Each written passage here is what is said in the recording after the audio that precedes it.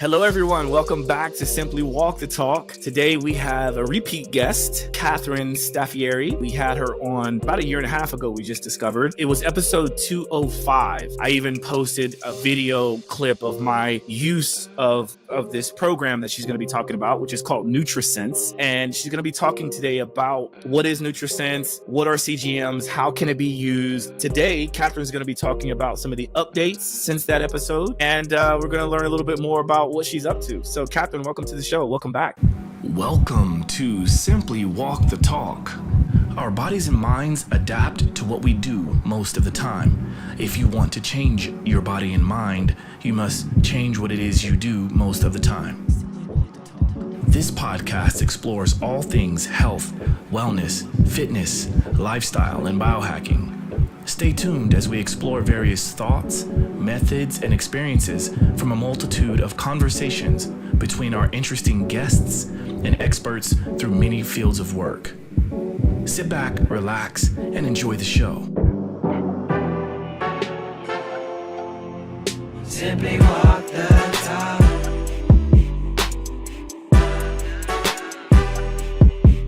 Simply walk the talk.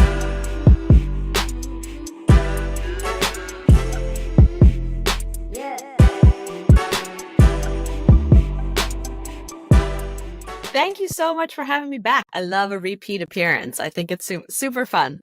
I agree. Yeah, it's always nice because, you know, in life, there are changes, right? I think there should be beneficial changes. I think I like to call it evolution, right? So we evolve not only personally, but also companies evolve. You know, there's always updates and changes and things like that. And so that's the reason why I wanted to come back on with you. And I'm happy that you reached out.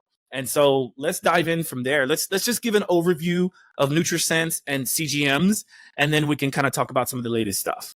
Perfect. Yes, absolutely. So it's always good to revisit it because I think sometimes, with most things in life, sometimes you read a headline or you sort of hear someone talk about something, you're like, yeah, I know what that is. And then you're like, wait, I actually don't know what that is. Yeah, exactly. So it's always good to revisit the basics. So Nutrisense is one of the probably fastest growing health tech startups. We are a company that we feel like we marry three different areas together in that health tech space, right? We've got hardware, we've got software, and we've got personal attention. So in the hardware, we take continuous glucose monitors. We don't make them, but we use an Abbott Freestyle Libre or a Dexcom. Again, these are devices that you might have seen an ad for on television. You know, if you're watching like cable news, they always talk about the Libre and stuff like that, right? So we take these devices and then we match them with our app. We have this amazing app that we have developed, and our app will read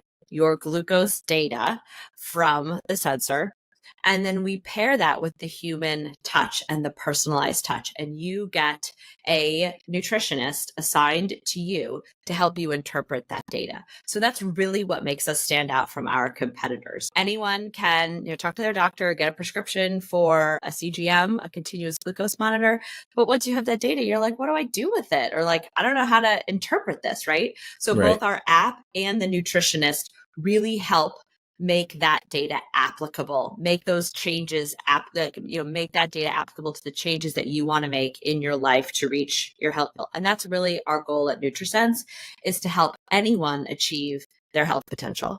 Well laid out. Thank you for that. I can tell you've done this a time or two. So what I find to be very interesting, and I think the listeners, the audience may find this interesting as well, is that when I first got some experience with a CGM and with Nutrisense, it was when I realized as a health coach, this might be one of the most important pieces of tech that I can use to help someone become more aware.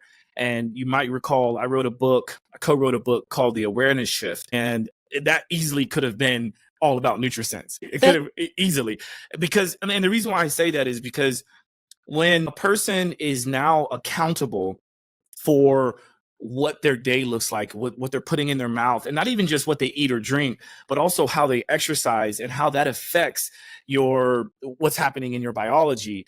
I think that's a really good start. It's a really good foundational piece, especially if you want to make changes to your aesthetic, or if you want to make changes just, to become healthier. This is a really good start. And so I would love to kind of hear what your thoughts are, maybe some interesting stories on how a person can go from like never using a CGM, never using an application like Nutrisense, and then where that can take them and how long they might need to use that, so on and so forth. Definitely. So, we get people, I'll step back. Continuous glucose monitors were initially, they've been around for a while. They were initially developed for type 2 diabetics or even type 1 diabetics in order for them to get a continuous read on the glucose levels in their bloodstream or in their interstitial fluid. So these were medical devices, right, that were used for a specific purpose for diabetics in order to, dose their insulin appropriately. So those were sort of the main people that were doing using these kinds of devices. But what we found, and as you know, we've had this real influx of metabolic disease in our country. And so we say, like, how can we help people prevent metabolic syndrome, right? How can we reach their health potential later on in life? And so then we've been able to use these devices for people that are coming to us with a whole host of different sort of scenarios, not just diabetics. So that's really what I'm getting to, is a lot of people are like, I thought these things were just for diabetics, right? And so, I'm not just here to help someone who has type 2 diabetes or something like that, although we do help those people. So we've been able to take this technology and really apply it across the broad spectrum, not only for potentially disease management, if you do have type 2 diabetes, but also for prevention, right? So it's that preventative measure, which you as a health coach are all about, right? Like, yes, we might get someone coming to us for help that's already in a disease state, but we're really also trying to help people that don't want to get to a disease state. And so we're trying to find the best ways to help prevent that, right? Yeah. Well said. So again, so I've talked to so many different people. I've counseled. I've seen hundreds of thousands of hours of data, of glucose data, right? And people try and hide their stuff from me, and I'm like, oh, I know what you did last night. Like, you can't hide it. I see what you did there. But, I guess in terms of maybe some of the problem areas or some of the success stories, we just get people coming to us for all different kinds of reasons. So for sure, we might get someone that's a recently diagnosed type 2 diabetic or pre-diabetes. And so they do not want to either stay on their medication, or they want to get off their medication. They want to avoid having to take medication. And that's, or we have someone with cardiovascular disease. We get people coming to us for weight loss. We also have athletes, people that are just really wanting to optimize their performance, right? They've got marathons coming up. They've got ultra marathons coming up. They've got CrossFit championships coming up, and they want to make sure that they are dialed in to what's going on inside their body. We get a lot of women going through menopause. Like, they're like, what is going on inside my body? I have no idea. You get people sort of in all walks of life using this data to help them get to their health goals. So, when it comes to that glucose data, like you said, it's not just nutrition, right? So I can sit there and you and I can go through your data from yesterday, and we can optimize your breakfast, we can optimize your lunch, we can optimize your dinner, your workouts, like your sleep. That's, and that's kind of in that 500-foot view level. And then we can go, way out and look at the 5,000-foot level and be like, okay, how are you doing overall? Like, what's your fasting glucose trend? Are you trending up? Are you trending down? Like, so then we can also figure out those overall patterns that people are like, oh my God, I had no idea my glucose was going crazy at night, because how would you ever know that, right? Until you put something like this on. And then we can optimize maybe their dinner and what they're doing at night to help them sleep better. And over time, people are like, oh my God, I didn't realize making these small little changes, I would sleep better, then I would have more energy the next day. It really is a snowball effect. Okay, a couple things coming to mind, because you're obviously well-versed at all this. So, and I'm going to pose some questions as if I don't know anything about this, right? So when you mentioned that you can monitor, so you as a coach, right, or as a nutritionist, as someone that is on the other end of the Nutrisense platform, is it correct in that you, like, a person has to share their data constantly with a coach. Are they able to have a little bit more privacy? Is there something you have to enable for that to occur? And then also another common question that I hear, and I'm sure you hear it as well, is what is in your arm? Are we going to be experiencing a huge amount of EMFs from this device that's in the arm? Can you talk a little bit about that so we can ease some of the concerns? For sure. So let's start with the actual device itself. If you are using the Libre, it is, I mean, they're both sort of about the size of the circle that I'm holding up here, maybe a quarter, maybe a little bit bigger than a quarter, like a silver dollar, pretty thin. We have some pictures on our website as well. And there's in the middle, there's a tiny little filament in the middle of the sensor, right? So there's a disc and there's a tiny little filament poking out. And you sort of like click it into your skin. And it's, it's got adhesive and it sticks on your arm. The Libre is a 14-day Libre. So it stays, the life of the sensor is 14 days. And it's measuring, the little filament is measuring the interstitial fluid, the amount of glucose in your interstitial fluid for 14 days. If you're using the Dexcom G7, that's actually through Bluetooth. So I think when you were doing it, you probably used the Libre where you physically had to hold your phone up to the sensor to scan it. Now and I believe the Libre 3 and the Dexcom are Bluetooth enabled. So it's wirelessly transmitting the data to your phone, which would enable those EMF waves. To the best of my knowledge, they're not harmful, no more so than, say, if you wear AirPods or something like that. But certainly if people are concerned about it, you can always do the Libre 1, which doesn't have the Bluetooth capability and is just being scanned to your phone. And really quick, if you don't mind, because I just want people to understand this. So first of all, on the EMF side of things, if you're really concerned about that, there are ways to sort of mitigate that. And to my knowledge, even if it is Bluetooth enabled, it's not constantly sending out a signal. It's correct. Right. So it's only like it's sporadically or intermittently. But if you are worried about that, there are ways to make your body more resilient to EMFs because they are all around us. And I can certainly talk hours about that, but that's not for this podcast. So that's one thing. Just keep in mind that you do have some options. And if you are going to go with the Libre style, like the one that I used, there is a certain amount of times you have to do a Right. You have to scan it. The sensor will store data for 8 hours. So in order to, you don't want to miss any gaps in your data, you just have to scan your sensor at least 3 times a day. That's right. So what I would do is like before bed, I would do a readout, which was always kind of cool too, because I could almost, I had it dialed in so much that I knew how well I was going to sleep, because I always suggest to people that we should be having no food, no calories 2 to 3 hours before bed. And when you adhere to that, then you can see your reading. Your reading is amazing, right? And so that might help dictate when you go to bed. It might help dictate how well you're going to sleep. And so I would do a readout before bed, and then I would do a readout or a scan right as I wake up, or, a few minutes after I wake up, and then maybe once or twice throughout the day. Exactly. Yeah. We always get some complaints from people that are like, but I sleep 10 to 12 hours. And I'm like, well, good for you. Yeah. Good for you. But that might be a reason why you might want to have the Dexcom, right? Which Correct. is going to do, right. So I just wanted to lay that out for people so that they know the options, because if you sleep more than 8 hours, kudos to you. Great. Don't be afraid of the small amount of signal that's happening, because there are ways to mitigate that. So that's that piece. Correct. Also, I also want to highlight the fact that if you've never done a CGM, when you apply it, there is needle, right? The needle is only there to be able to insert the filament. And so what I like about it is that click sound is actually, it kind of startles you or frightens you enough to where you almost don't even feel the needle go in.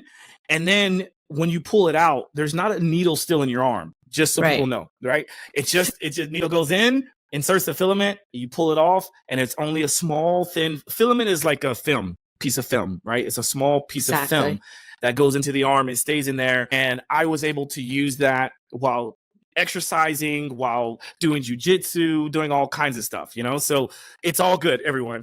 I just want to put that there. I know. I will say, like, probably even my friends are like, I can't do it myself. I just need someone to like shove it in for me, you know, like I just can't do it. And I'm like, okay. I even saw, I can't remember who it was. I saw a really funny like Instagram story or reel or something. And this woman goes to her doctor every time she wants to put out a CGM to have like a nurse do it for her because she's like, you know, she can't do it. And I'm like, it's not that big of a deal, but it's, you know, really not. It's really to each their own, right?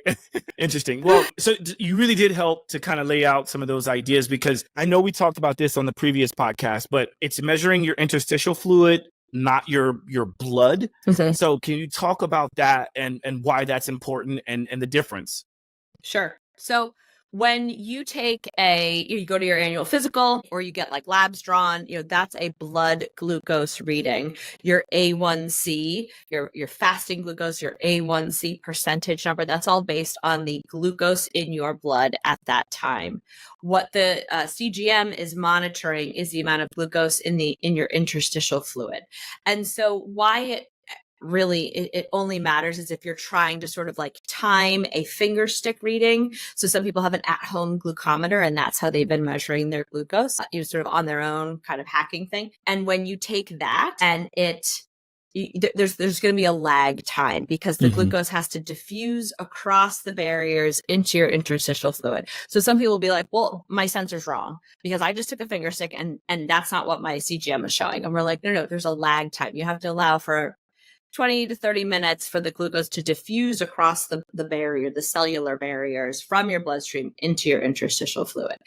But I talk to so many members and I say, it's not like, don't get hung up on the absolute values necessarily. We are way more interested in the trends in your glucose, right? So whether your fasting glucose is 96 or your fasting glucose is 89, like yes, one looks in range and one looks out of range, but really I just don't want it going up. I don't want you going 89 to 92 to 97 to 105, right? Nor do I want, or I want no matter where we are to be like trending down or staying flat. And I think that helps people feel like a little bit more like, okay, like I'm not beholden to the number, which is really, people can get very much caught up in calorie counting and macro counting and counting the amount of reps of push-ups they do or pull-ups or whatever, right? And it's more about, I'm sure as a health coach, it's about the trend, right? Can you do one more? Whether you can do 1 or 50, can you do one more? And so I think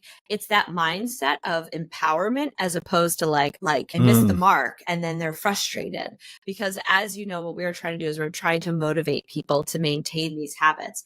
And if you force them to a number, they're going to get upset. They're going to feel like they failed. And so we really try and emphasize, because you have all of this data, this continuous amount of data, you can really see the trends and see how well you're performing over time. Yeah, that's a perfect example of what I like to describe when it comes to talking about things like HRV.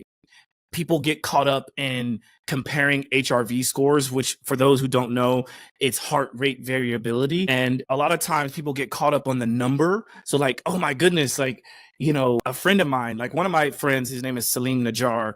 He's now known that HRV guy. So you can look him up and see what he has going on. And he's really dialed in his HRV score. And he promotes his scores like being around 100, and it gets up into like the 150s and 160s. It's insane, right?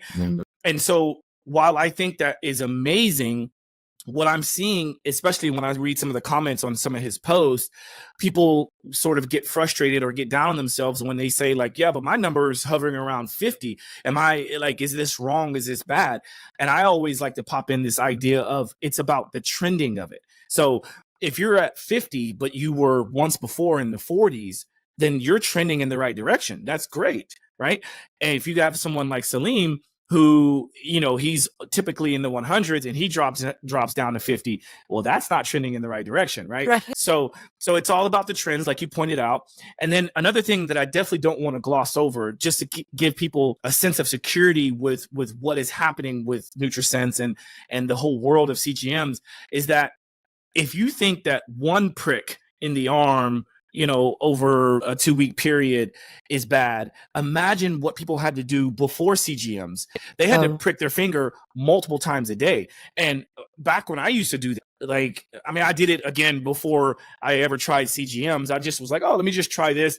And I got to the point where I was like, you know what? I'm not pricking my finger anymore. I'm just not doing it. Now, imagine if you were in a situation where you had to. That's where CGMs come in, and it's kind of like a godsend to be able to just stick yourself one time or, a couple times over a month and get all of this interesting data. That's where this is the gold standard, so to speak. Absolutely. Just want to put that out there. Yeah. Yeah.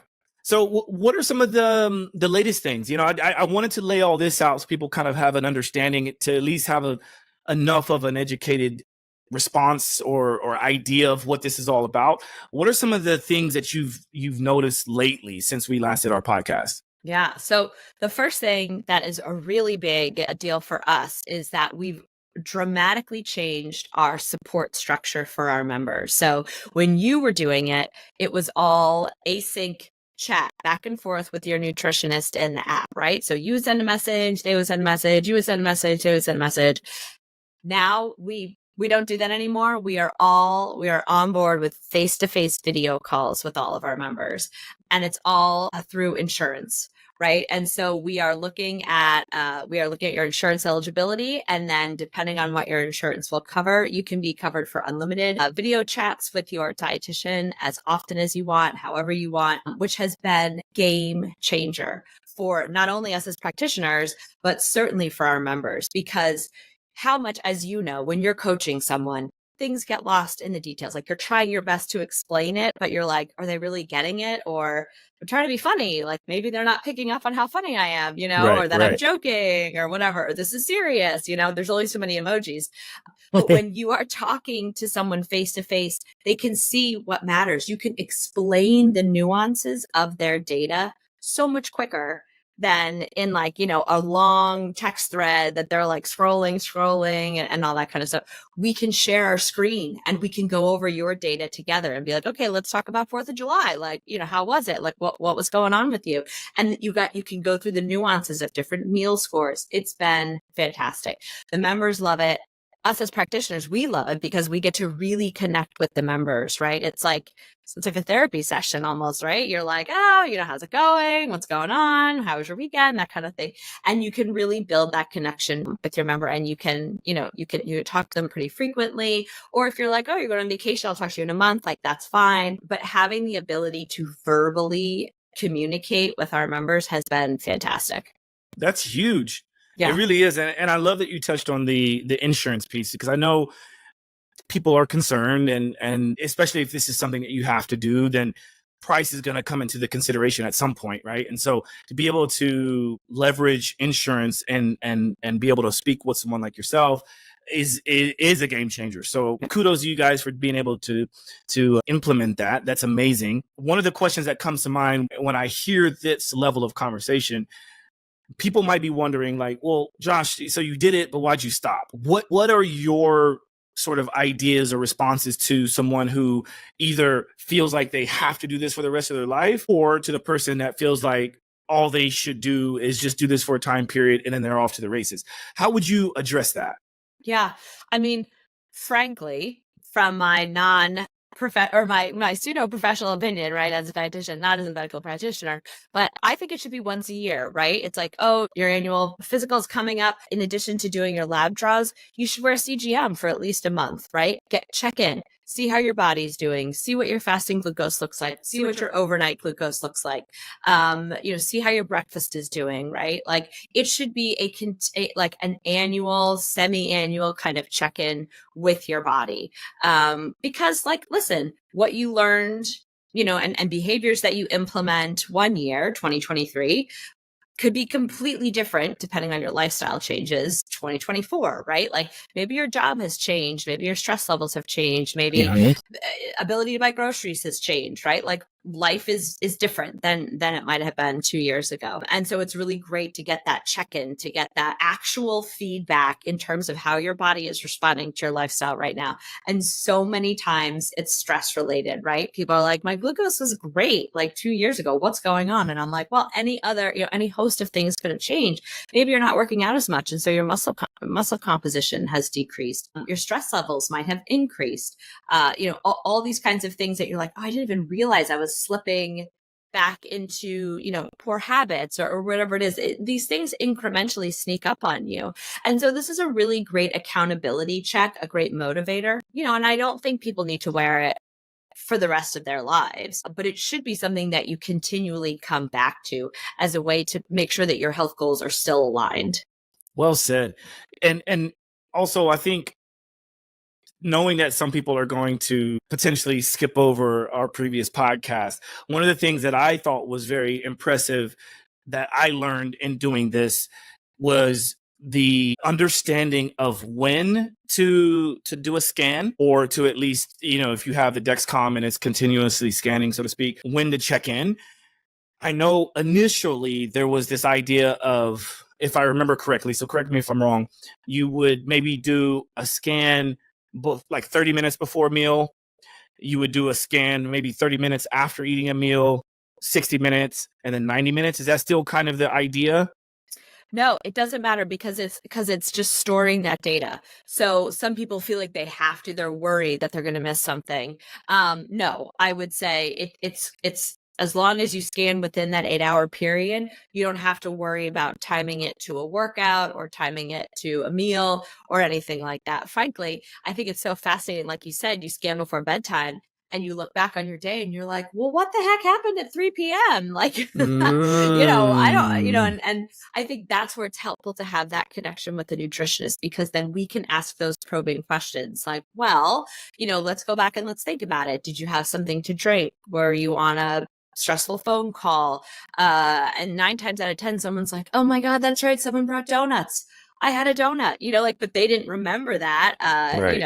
2 days later, they just forgot to log it. And so it's really helpful to have that accountability partner. And I know that you had asked that question earlier, like, do you have to have someone looking at your data? So we are able to see your data, but you don't need to opt into having the support. You can say, I'm just doing this on my own and I don't need anyone's help, and that's fine. So you certainly don't have to opt into the support. But I would say a lot of times people come back to us and are like, shoot, Yeah. can someone help me? I don't really understand what's going on.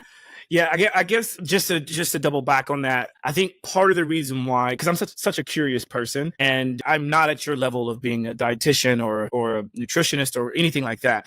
However, it was important for me, at least initially, to kind of know within my head, I guess, to kind of go through the conscious, unconscious competence feedback loop to know if what I'm eating is actually what I'm feeling, right? Like, so for instance, maybe I only did that for the first couple of days, but if I was going to eat a meal that I used to think was very healthy, and I do a readout and I do it like 30 minutes before, 30 minutes after, 60 minutes, 90 minutes, I was able to kind of see in real time, like what that score was, just so I could have my own set of knowledge to say, oh, okay, you know what? Tomorrow I might not add the quinoa to that, or I might not add the carbohydrates or whatever. Or maybe I say I do need to add that. So I guess that was one of the things that I did, just kind of as my own N of 1 study. But then the other thing too is being able to know what your scores are based on your exercise was also very, very interesting to me, because,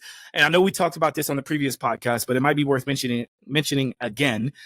Whenever I did a strength training session, my insulin number, you don't call it the insulin number, you call it the because it's not necessarily an insulin score, it's a glucose reading, right? Correct. Right. Yeah. Right. Yeah. So my glucose score went way up, but it normalized very, very soon, right? So I think that was that trending we're talking about. So it doesn't matter what the number really got to, it just depends on how well it trends downward. Yeah. And then when I would do sustained cardio at a low level, like, zone 2 cardio, then it wouldn't spike nearly as much. And in fact, it would sometimes go down. So can you touch on that a little bit? Absolutely. And that's one of those moments where people sort of expect like, oh, had a high sugary meal, of course my glucose is going to go up. And then they look back and they're like, but wait, why did it spike now?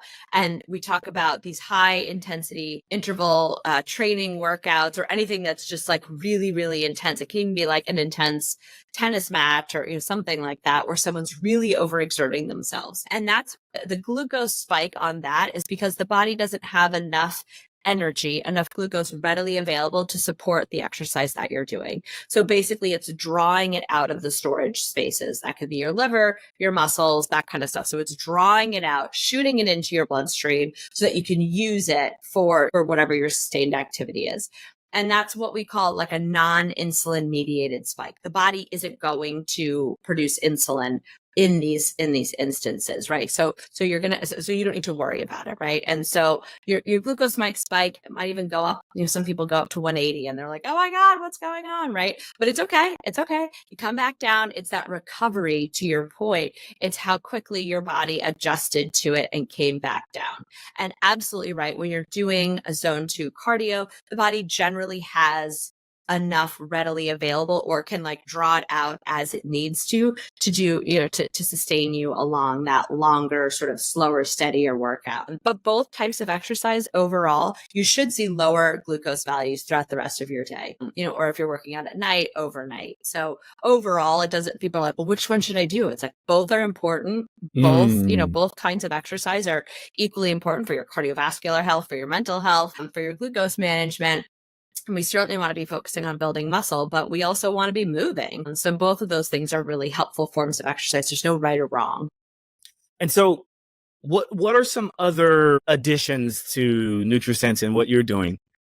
Yeah, I mean, so really it's the video calls, which have been like so interesting. We have some really interesting new partnerships. We have our ads on Lose It. I don't know if you know that app for tracking, which is kind of fun because, and the other partnership that we have is with Tovala. I'm not sure if you're familiar with them. It's a really interesting company. They have prepared meals and you order them online and it comes with an oven. It's almost like a souped up easy bake oven, kind of air fryer oven thing. And so you order your meals and you reheat it according to the directions in the oven. So super fun. And we're partnering with them. And so if you're a Tovala member, we can help you pick out your meals and sort of, talk about the different types of meals and things like that, which is really cool. That is very fascinating.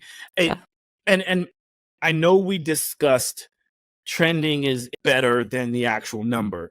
However, for the typical person, because I do want to offer support for someone who might be on the fence to getting this, or maybe they just started this and they want to kind of know, like, are they in a typical range? Like, what are some of those typical ranges? Of course. Yeah. So we like to say overarching thing, if you look at our website and you look at any of our, if you look at the app and you look at kind of the screenshots that we have of what it looks like, we have a green band across your dashboard of your data and your glucose line kind of goes within that green band. That green band is your time within range. And that's what we believe is the best optimal range for your glucose to live in 100% of the time. And that's 70 to 140 milligrams per deciliter, if that matters. And is that individualized, or is that based on a greater set of the population? Great. That's just based on our research, based on our evidence. That's what we believe is a dedicated, good, non-medically related time within range. If someone is coming to us newly diagnosed type 2 diabetic, or for whatever reason their glucose is not in control, you can update your settings. And you can adjust that top range to be something that really fits your body where you are right now. Maybe that's 180, that kind of thing. And then as you start to get your glucose in control, you can narrow the band. Some people come to us real dedicated, really fired up, and they don't want their glucose to go over 120, right? Like they're really strict. And so you can adjust that bandwidth of your green bandwidth. And also some people come to us and they just run lower. Some people just sort of naturally run closer, like to the 60s, in the 60s range. So you can adjust that bandwidth down really to meet you wherever you are. But everyone, the default is 70 to 140. Now, sorry, go ahead. No, I was going to say, and that's a good reason to have support through a dietitian or through a platform like Nutrisense. So I just wanted to throw that in there, but please continue. Yeah.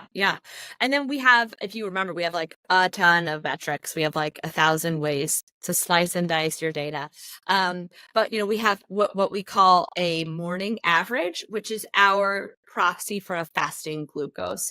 And so the morning average is the average of your glucose for the last 2 hours before your fasting, before you break your fast.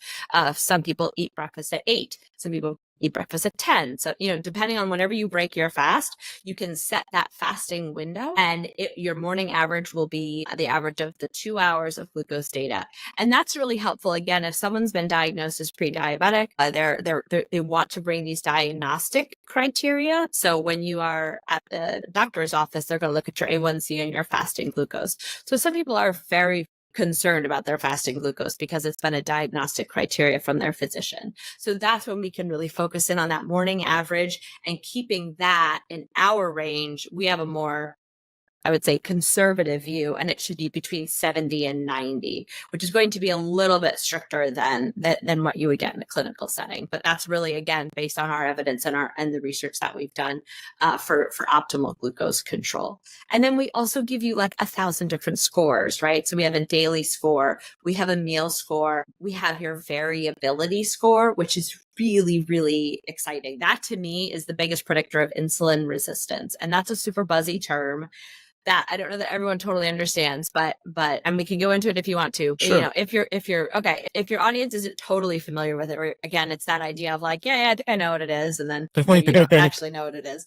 So as we talked about, let's go back to the basic biology. We take in carbohydrate. We eat carbohydrate. There's nothing wrong with carbohydrate. We're pro-carbohydrate at Nutrisense. You take in carbohydrate, and your body breaks it down into those little building blocks. And the smallest Lego, the smallest building block is glucose. The glucose diffuses into your bloodstream and floats around. And in a well-functioning system, the body goes, we got glucose, better make some insulin. And so your pancreas produces insulin, and that's a hormone. And your body, ideally, it should match up the amount of glucose that you took in. The body's like, super, I got the insulin for it. Insulin enters your system, and it acts as a key, and it unlocks the cells so that the glucose can come in. That's when everything's working, right? And then you're like, I got all this glucose. I'm going to go do something. I'm going to go like walk or talk or whatever, And so the body uses up the glucose, and we're back to baseline. Everything worked perfectly. Unfortunately, it doesn't always work perfectly. Right. So what happens is, over time, due to many, many factors, the body can be resistant to to the insulin. And so you take in glucose, the body produces the insulin, but it's like the key's not opening the lock. It's like, what's happening here? And so your glucose stays elevated in your bloodstream or your interstitial fluid for longer and longer periods of time. And that is where it will then get stuck to your red blood cells, and that will increase your hemoglobin A1C score, which is one of those diagnostic criteria by your doctor. So the more glucose you have floating around your bloodstream, it's going to stick to your red blood cells and increase that percentage. So we like to talk about all of these things. It can get super medical. It can get, kind of high level, but in general, we can use all of the data that we're getting and all those metrics to see how potentially insulin resistant you are. Now, I love the geeking out and the scientific data piece on that, because it is important. I completely agree. It is also one of the metrics or one of the modalities I like to use when it comes to talking about postprandial movement. And so when a person finds out that they might be somewhat resistant, it's common for me to suggest someone to go for a walk anytime you put something in your mouth. Right. And so when I say that, the reason for that is so that we can try to encourage the muscles to use up that floating glucose or insulin. Right. And then what's interesting about that is, if a person is adverse to going for that walk after having a meal, then that's a great opportunity to say, okay, well, then if you're adverse to going for a walk because it's too hot or it's too cold or you just don't have the time, then maybe you should reconsider putting something in your mouth. Right. And so this becomes a really easy conversation for me leveraging something like a CGM or leveraging something like Nutrisense, right? And so I like to just point that out for people to just say, you know what? Here's a way I can use this well beyond just what I'm eating and what I'm drinking, what movement is needed and things like that. So that's very interesting conversation. I love the variability conversation. Yeah. Yeah. I have a lame saying, after you eat, move your feet.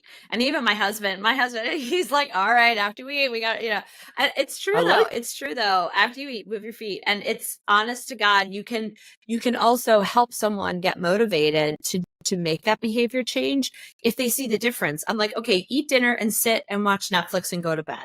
Now eat dinner and go for a 10-minute walk. And they're like, oh my God, that looks so much better. And you're like, well, the data doesn't lie. Like, this is your body, right? So absolutely, to your point, it can really motivate behavior change. And also it can help, like, we work with people with all different lifestyles, right? Some people are long haul truckers. Some people are, on planes all the time or commuting long hours for their work. And we're like, okay, well, why are you eating breakfast and then sitting in your car in traffic for an hour? You're going to feel like garbage when you get to the office. Like, let's eat your meal when you get to the office. And maybe you can do like a lap around the block or something like that. Like, that's that way for them. They're like, oh, I feel so much better now in the morning. And I didn't even know that was related, right? And so you can take that data and make actionable behavior change that can be really simple. I mean, it's eating here versus eating there. And so what's a good sort of, and again, I'm generalizing this because I understand that the number is not necessarily important, but approximately in your research and your data and your experience, what is a good amount of time for a glucose spike to rise and then come back down to normal range? What is a good time? Yeah. So the way our metrics are set up is we want the body to go from, whatever your baseline was, your pre-prandial value, and then to go up and down, back down. So we want to recover back down to baseline within 2 hours. Sometimes I'll give you 3. Like, fine, I'll give you 3. But with it, like 2 hours is really where we want you to go up and down in 2 hours. Now, depending on how much glucose you're taking in or carbohydrate you're taking in, you could be really going up high, and then your body has to work pretty hard to bring you back down. And sometimes that can result in a crash, a real steep drop, because this is something called reactive hypoglycemia. So we see this a lot. A lot of times people don't understand why they feel so terrible. And at 2 hours, 3 hours after their meal, they're like, I am so hungry all the time. I have all these cravings. I'm exhausted. I have brain fog. Like, what's going on? And I'm like, well, because your glucose started at 95. You had lunch, it spiked up to 150, and then you crashed back down into the 70s. Like, no wonder you feel terrible. The body's like, help me. That's because you had an influx of glucose. The body overcompensated with producing too much insulin, and that's what brings you far down. And that just sets you up for that roller coaster of, well, and then I had a snack, or then I reached for the soda because I was so tired. And then you have another spike and crash, and then you get home and you're, eating the whole fridge when you walk in the door, right? So we help people normalize those spikes so that they have better energy, so they can go longer between meals. They can reduce the cravings. And that's what we call, or at least how I like to position this idea around metabolic flexibility, right? Because we need to be flexible. Like you said earlier, carbohydrates are important. In fact, cortisol is very important. And a lot of people think like, oh, we should reduce it at all costs. But there are times when we need carbohydrates. There are times when we need cortisol.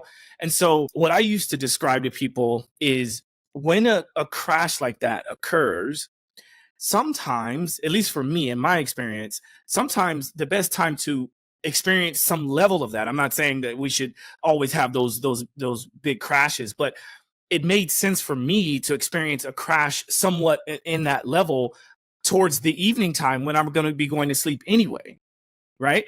And so like what I would say to people is, if you're going to, so like the way I do my diet is I practice intermittent fasting most days, and I tend to have the most of my carbohydrates in the later part of the day, because as I'm relaxing, as I'm maybe on the couch or I'm, getting ready to wind down, that's when I might benefit from that lower energy store. Right. And so it's like, do you want to have that crash in the beginning of the day to where you feel the need to have to recharge? Or do you want to experience that later in the day? And for me, it works to happen later in the day.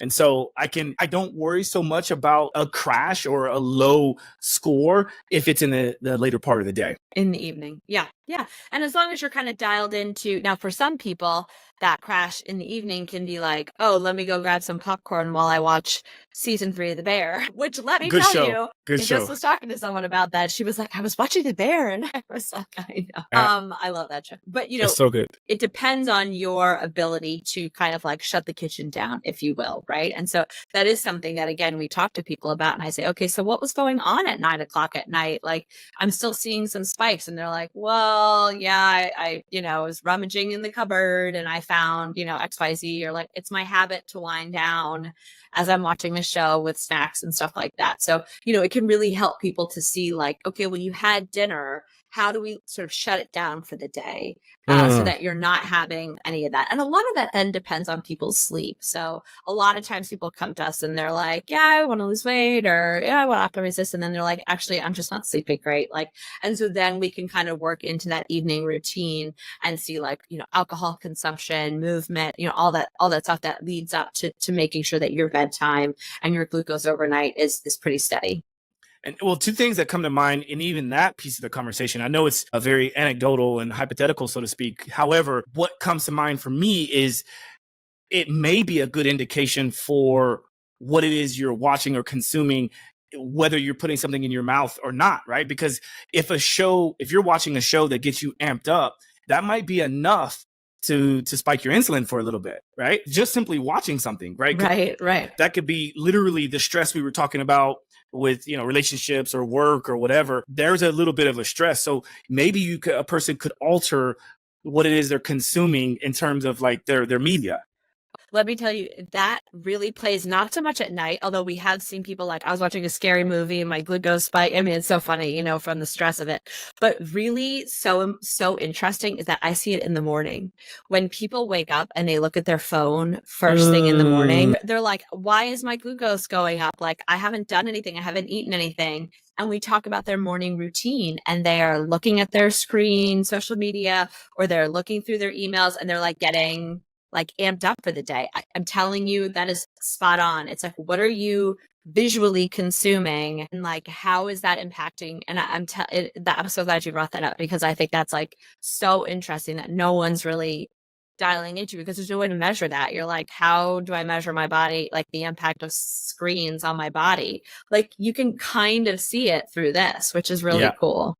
And that goes back to what we first started on, which is I want people to understand that this is not just about calories. This is not just about what you eat and drink. This can be a whole solution for optimizing your health. And I'm known as a health optimization coach, right? Or a biohacker. And this is one of the coolest tools that I've ever experienced to be able to utilize and leverage to be able to help me to optimize my health, right? Yeah. And so I definitely want to get back into doing it again, because I like the idea of you saying that we should sort of use this as like an annual checkup. And so I'm gonna adhere to that. I'm gonna definitely do that. Yeah, for sure. Come on back. Yes. Okay. So first of all, you're pretty on brand with your headphones, by the way. The green. I didn't even mean to. Or maybe you did, Catherine. Maybe you did. Subconsciously, yes. Yeah. Okay. I want to make sure that we had an opportunity to talk about everything we wanted to talk about in terms of, at least for today's show, about some of the latest updates with Nutrisense and some of the things that you're doing. Have we achieved that? Is there anything else you want to chat about? No, we've really hit on it. And I love how still relevant all of this stuff is 18 months later. And I will tell everyone, I'd put money on it's going to continue to remain very, very relevant in terms of the health of, people in this country, right? Like we all need to be paying attention to it. So then I'm sure people who are watching and listening, they see you, you're very beautiful, you're very well spoken, you're intelligent, you're experienced. It's all amazing. What does your day look like? What do you do? Like, how do you eat? How do you work out? If at all, like, I'm sure you do, but like, can you kind of talk to people, and let's make sure everyone knows that you are not saying that this is what a person should do, but if they desire to hear from you, can you at least lay out what a day looks like for you in terms of eating and exercise? Well, I'll tell you and your listeners that I have 3 kids. So every day is not the same, as many of your parent listeners can understand. Whether you have little ones or big ones, every day is not the same. But I do try and get up. One of the biggest changes that I've made in my life since starting Nutrisense and wearing the CGMs on and off is, again, that morning routine is getting up, is walking, being outside. I walk my early now. I get the sunlight. I don't look at my phone. I don't look at like my messages. I actually take social media off my phone during the week. It's just a distraction. So I'm not looking, I'm not liking anything. I'm not commenting on anything. I got too much going on. So, in the mornings, I've really made a conscious effort to kind of be present, be still, start my day at a lower level, like at a calm level, being outside in nature as often as I can. Just walking in my neighborhood has really been helpful. And then it's off to the races, right? I'm truly trying. I've been much more dialed into protein, really trying to get those in lots of different ways. My favorite thing right now is bone broth. And I get, I don't know if anyone's in the New York City area. I'm in Connecticut. But there's an amazing restaurant called Hearth in the city, and they make the most amazing bone broth. And the chef was selling it out of his window during COVID. I remember. Anyways, they ship it. And so I drink the Hearth. It's called Brodo, the Hearth bone broth every day. I love it. I remember the Brodo days back when, this was a while back. They had this one location it was a walk-up window, which was so fascinating, right? I definitely remember that. And then a couple other companies came out after that, at least after my initial understanding of Brodo. And it's called Springbone. Are you familiar with Springbone? No. Oh, that place is amazing. In fact, the two co-founders or co-owners of Springbone were my first 2 guests on this podcast, like back in 2017. Yeah. So shout out to Springbone. They do amazing stuff, and it's all centered around the types of foods that I'm sure we both like to enjoy. Totally. Especially if you're into bone broth, you're going to be into the other stuff too. So that's really amazing. And I was just kind of thinking like, okay, so you're into the proteins. Are you yourself also using a CGM? I'm not wearing one right now. I'm not. I was wearing a Dexcom about, was it March? I was wearing a Dexcom for the Dexcoms only last 10 days, but yes, I was wearing Dexcoms back in March. It was fun. It was cool. Yeah, it is interesting. Yeah. So all of this to say is that you're obviously walking the talk. And that's what this whole show is about. And that's the reason why I asked that, is because I want to make sure that people understand that we are here, either through our professional career or our lifestyle, whatever, like we're doing the things that we're suggesting people to do.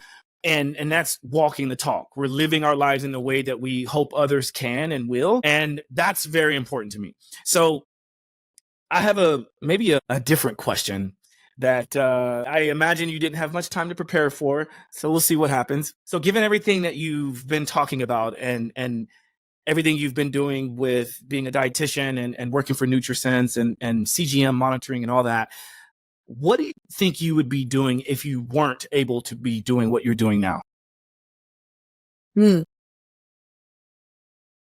Well, this is a second career for me. So I used to work in finance. I used to work in hedge funds. Very different. Very different. And shout out to all my hedge fund people, all the investor relations and marketing professionals out there. You're doing good work. It's not a tough time. It's a tough time. But I would say passionately, I would love to be a chef.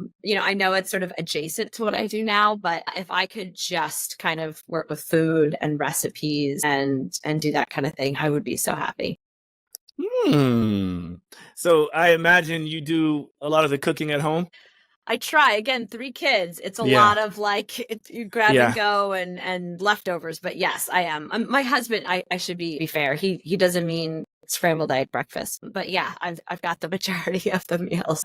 Very cool. Yeah, like I could easily see you doing that. And the what was the name of the company you mentioned that does the little ovens and the meals? What is it? Tovala, Tovala. Yeah. Tovala. Yeah. I'll look that up because I think you remember, I don't know if I had written the book by the time we did our podcast in episode 205, but this is my book, called The Awareness Shift.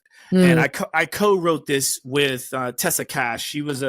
She's a former client of mine. And throughout the pandemic, we decided to write some material together. And so we came out with this book called The Awareness Shift.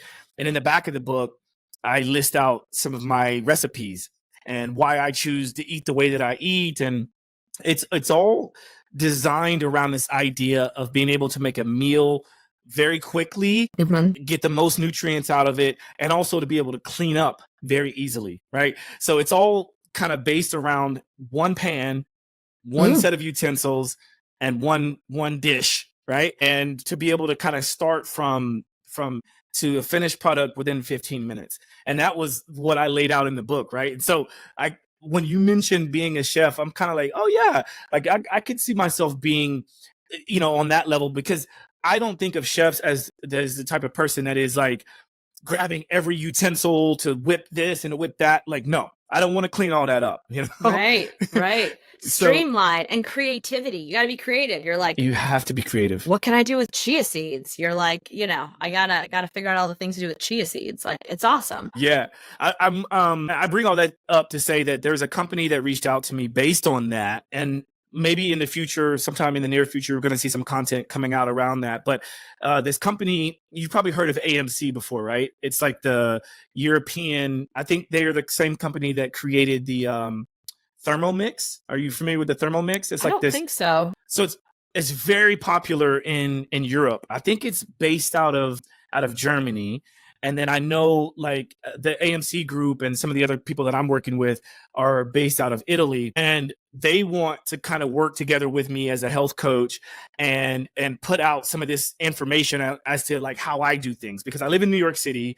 I travel a lot. Some of the cookware that they've designed is designed to make that whole process so much easier and faster, and also still be able to be healthy and taste good and so on and so forth. So I might have to reach out to you to see if we can uncover some of those chef desires that you have, maybe we Call can work me. together. Yeah. Call me. I'm here. I would love that. That'd be super fun. Yeah, very cool. Okay, how can people keep in touch with what you've got going on personally, but then also professionally through Nutrisense? Can you list out some of the best ways to be in touch? Yeah. I mean, Nutrisense, I feel like if you say it 3 times, your phone will start sending you our ads. But, definitely check us out online. I always try to direct people, if you're unsure if this is the right time for you to start a CGM subscription, is to check out our website. And we have an amazing blog with so many evidence-based articles that really link glucose data to a myriad of health conditions. So you can really see how this data is applicable to wherever you are in your health journey right now.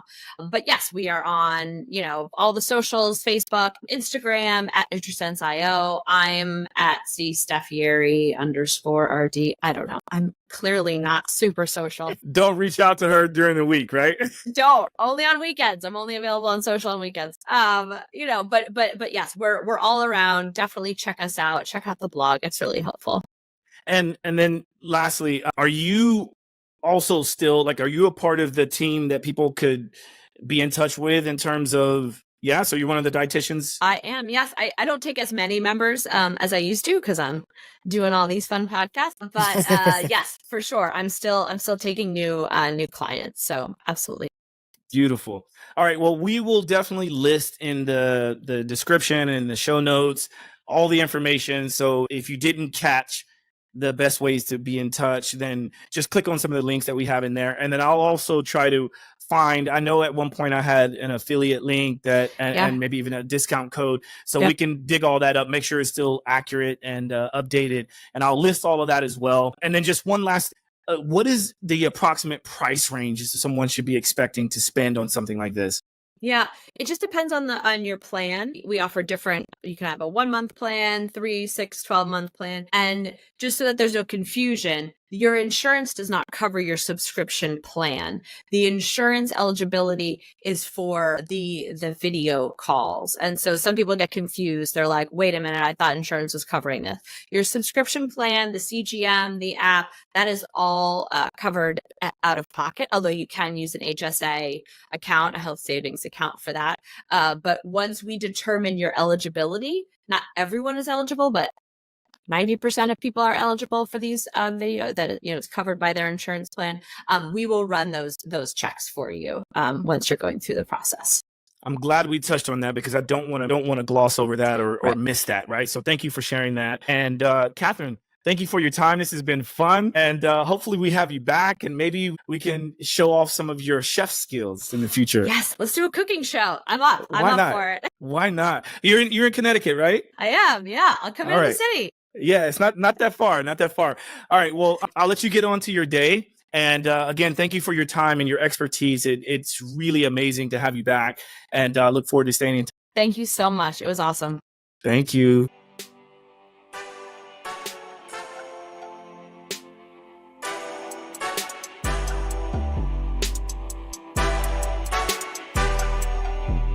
Simply walk the talk.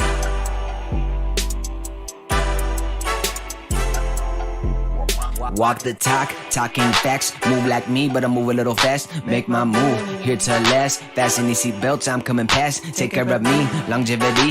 Hack my biology, better believe. Walking the talk, soul, mind, and body connected. Better come give us a listen.